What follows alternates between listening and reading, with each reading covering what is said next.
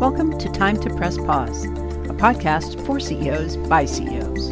I'm your host, Ellen Williams, CEO of The Salient Strategist, and today I'm speaking with Alan Furlong. Alan is the founder of The Peaceful Entrepreneur, where he advises tech startups to accelerate growth.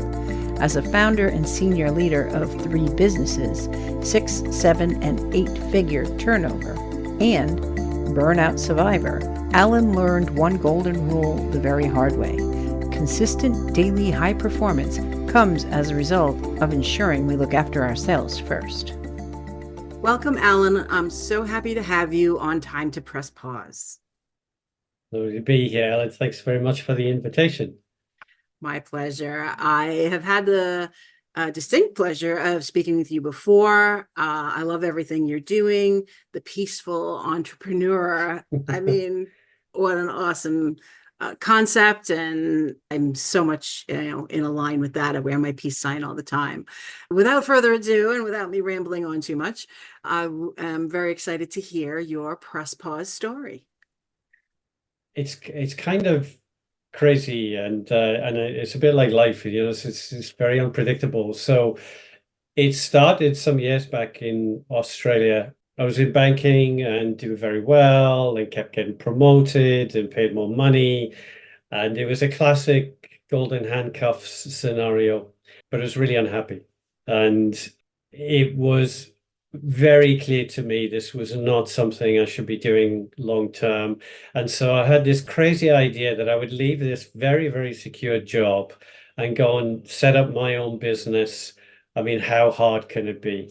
And that was in 2008. And I think we all remember 2008. So I came within a couple of weeks of losing about $1 million.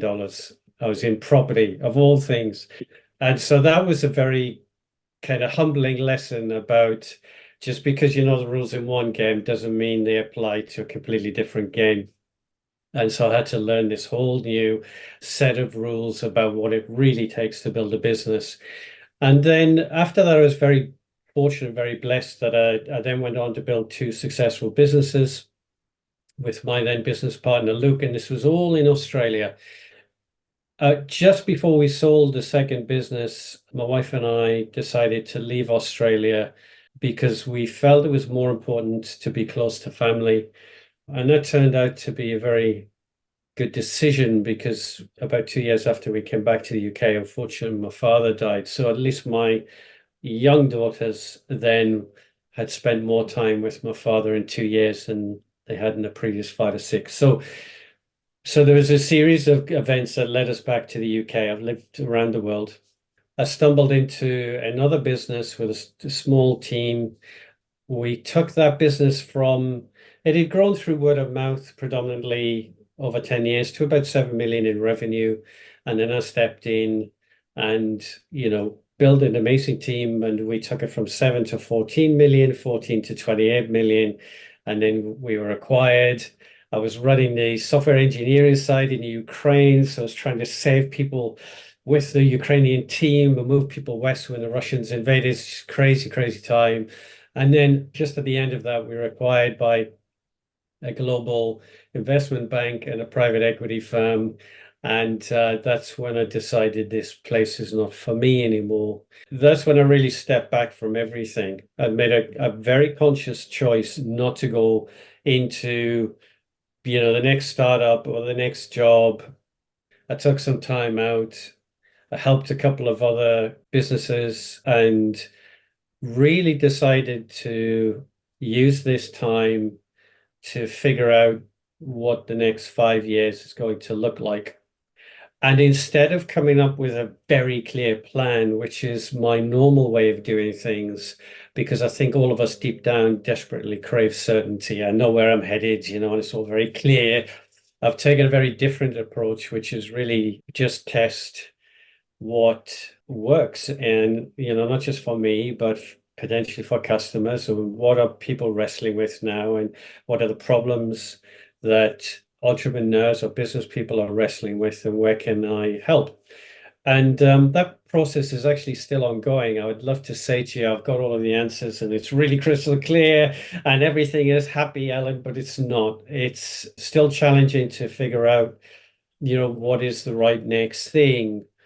But this has been a very powerful process of not doing what I've done for decades, which is you roll straight into the next thing and then straight into the next thing. And I think that's very, often very fear-based for me. Wouldn't have been conscious back then, but it's like, oh my God, how am I going to pay the bills? Or, oh my God, what are people going to think? That kind of crap that sort of drives you.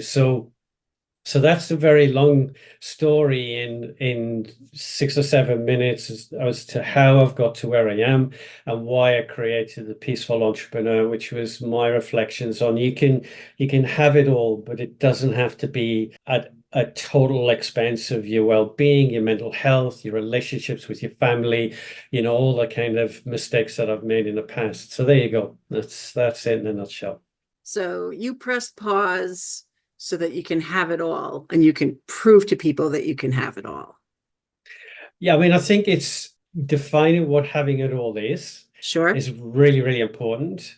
And you're absolutely right, but done in a way that's balanced. I mean, I do believe you can be all in, but it can't be at all costs. And that's the biggest mistake I made in the past. So I was all in to the point that I burned out really badly about 14, 15 years ago. And that was a very dark time for me. I was this kind of ex-rugby playing, beer drinking guy who was pretty capable and, went from that to not being able to face a telephone call. And it was just pure mental, physical, emotional, spiritual exhaustion all wrapped up in one.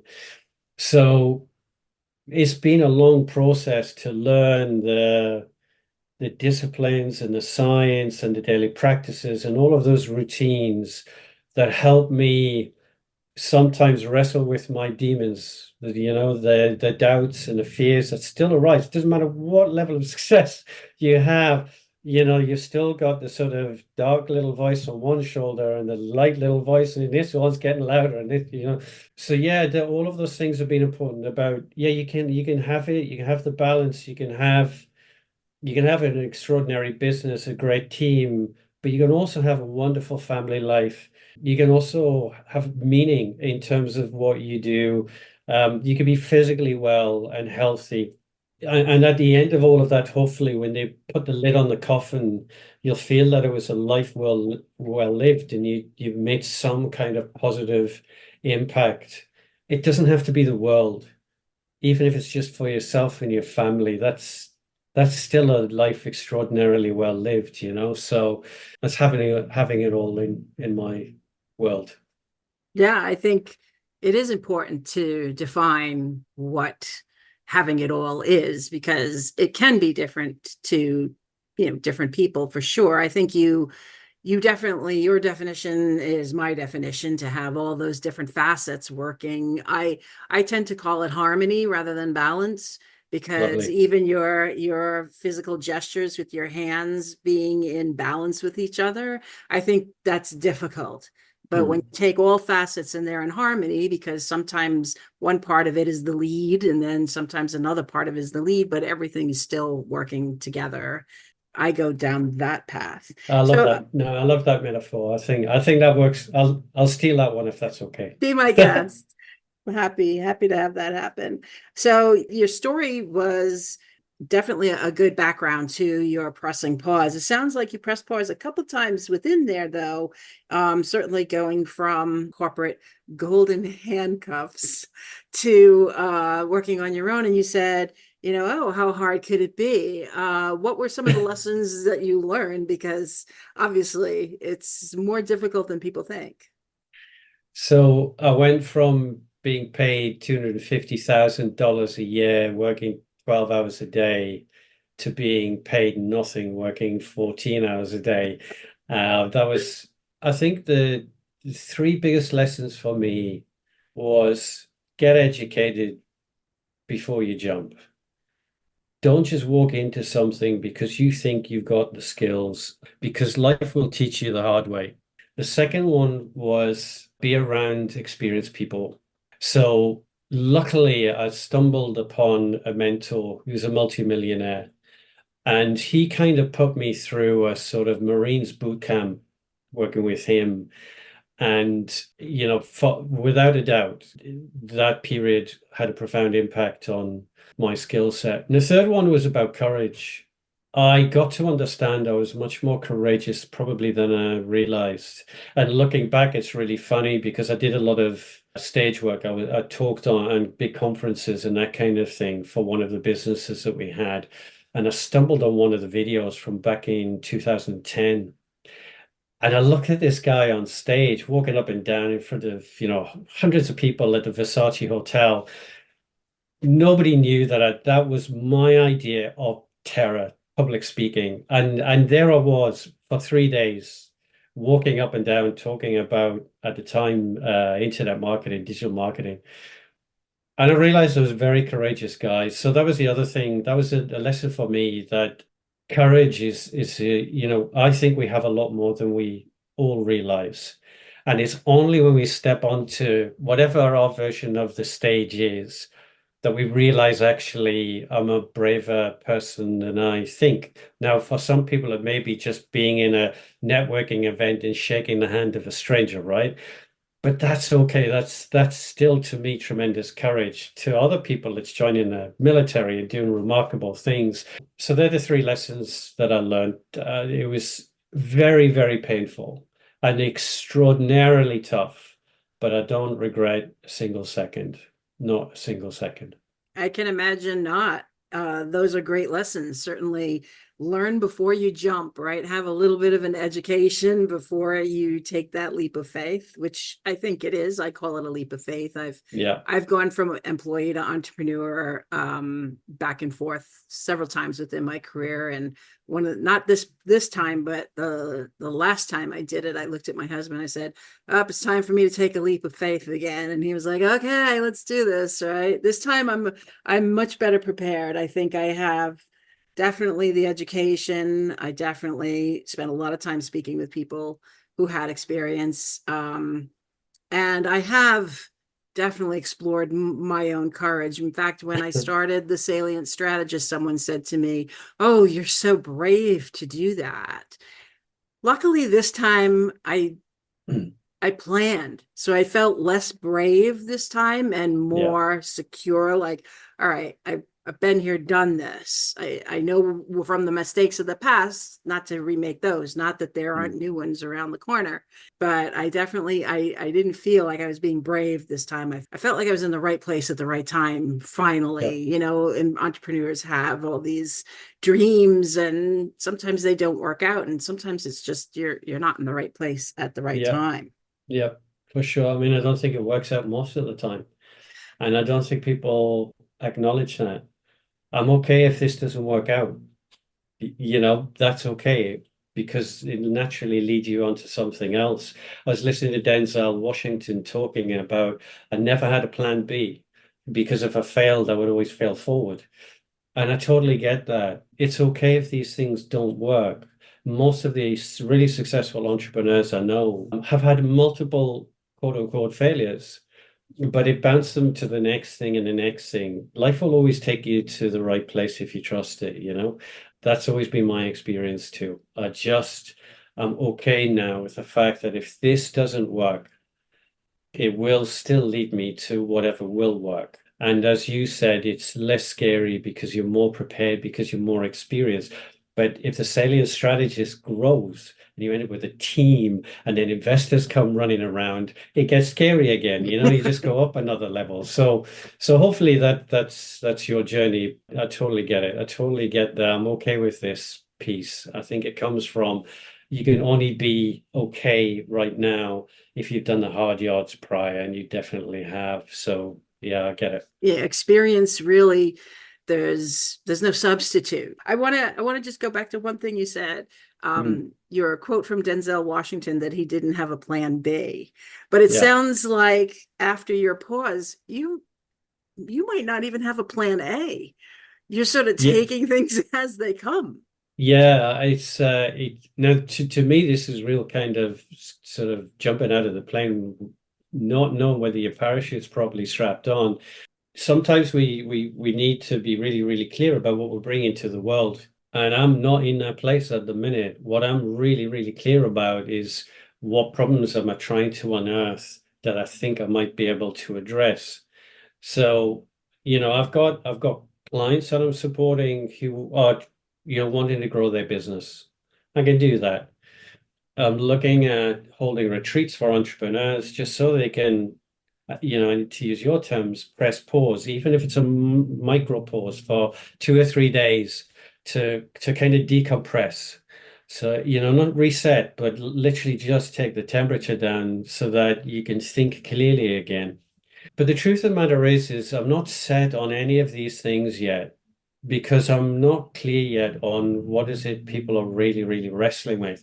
And the only way I can be is by speaking to as many people and as I can and testing the water. So you're right, I don't have a clear plan A. That means I definitely don't have a plan B.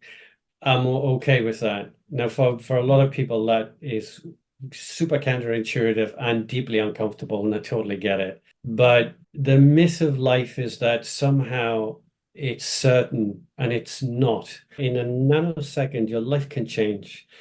So you're definitely not coming from a place of fear anymore. And so many entrepreneurs do. And I definitely personally struggle with that. And every time I start to worry, I take a step back and I go, you know what? Everything will be okay. Just, keep going the way you think you need to go. And I do believe that when you're on the right path, the rest of it sort of appears ahead of you, right? It rolls out in front of you. And Yeah. when things don't appear to be going the way you expected, and I admit, yes, I expect some things, then you have to pause and say, okay, what do I do with this?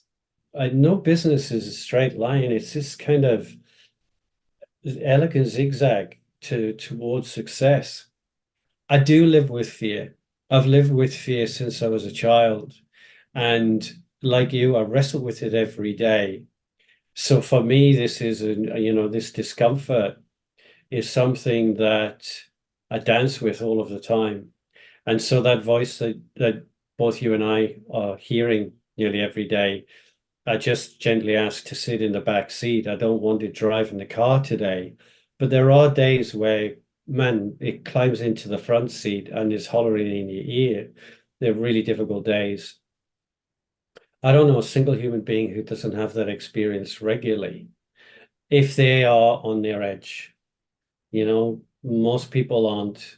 One of the phrases that had literally has lived with me ever since I left the bank. It was one of the phrases that helped me leave the bank is Thoreau's quote, most men lead lives of quiet desperation and go to their graves with their songs still inside them. And I was determined that wouldn't be me. I was determined that I wouldn't pass this opportunity of life. Alan, I think that's amazing advice. I love the quote from Thoreau. I definitely want to sing now and not take my song to my grave. I'll try to keep that fear in the back seat. I mean, you're so quotable. I've been taking notes through the whole thing, and I Well, I really think appreciate it. just again for transparency, just in case there's any Liz Gilbert fans here, yeah, I think it was Liz Gilbert, the Eat, Pray, Love author, who talked about trying to keep fear in the back, and I loved it, and it's just stuck in there. But yeah, I think for all of us, and particularly entrepreneurs, founders, CEOs, it's very lonely. It's really lonely. And if anything's going to get you in terms of fears and worries and self-doubt, it's loneliness.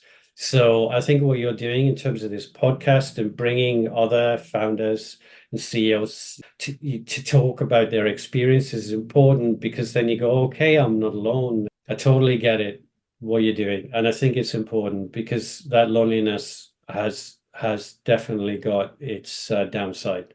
For sure. And I appreciate that. Thank you so much for the kind words. Thank you for your advice, and thank you for being an amazing guest here on Time to Press Pause. It's been an absolute pleasure. Great to hang out with you. Thank you for listening to this episode of Time to Press Pause. To learn more about Alan Furlong, go to thepeacefulentrepreneur.com. To learn more about me, go to thesalientstrategist.com. And be sure to join us again wherever you listen to your podcast.